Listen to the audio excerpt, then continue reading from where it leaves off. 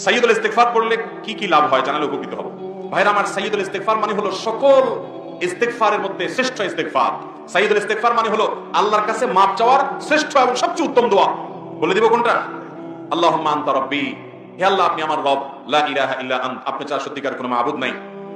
আল্লাহুম্মা আনতা রাব্বি লা ইলাহা ইল্লা আন্ত খালাকতানি, আপনি আমাকে সৃষ্টি করেছেন। ওয়া আনা আবদুকা, আমি আপনার গোলাম। ওয়া আনা আলা আহদিকা ওয়া ওয়া'দিকা মাসতাতা'তু, আপনার সাথে যে আমার কমিটমেন্ট, আপনার গোলামি দাসত্ব করার, আপনাকে রব হিসেবে মেনে নেওয়ার, একত্ববাদের যে স্বীকারোক্তি আমি দিয়েছি, এর উপর আমি যতটুকু সম্ভব থাকার চেষ্টা করেছি।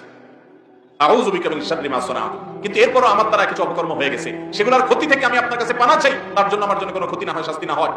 আউযু বিকা মিন শাররি মা সানাতু আবুউ লাকা বিনি'মাতিকা আলাইয়া, আপনি আমার প্রতি নিয়ামত দিয়েছেন আমি স্বীকার করি। ওয়া আবুউ লাকা বিযামবি, আমি আবার অনেক পাপ করেছি সেটাও স্বীকার করি। ফাগফিরলি, অতএব আমাকে মাফ করে দেন। ফাইন্নাহু লা ইয়াগফিরু যুনুবা ইল্লা আন্ত, কারণ আপনি ছাড়া কেউ কোনো পাপ অপরাধ মাফ করতে পারেন। এটা হলো সাইয়্যিদুল ইস্তিগফার।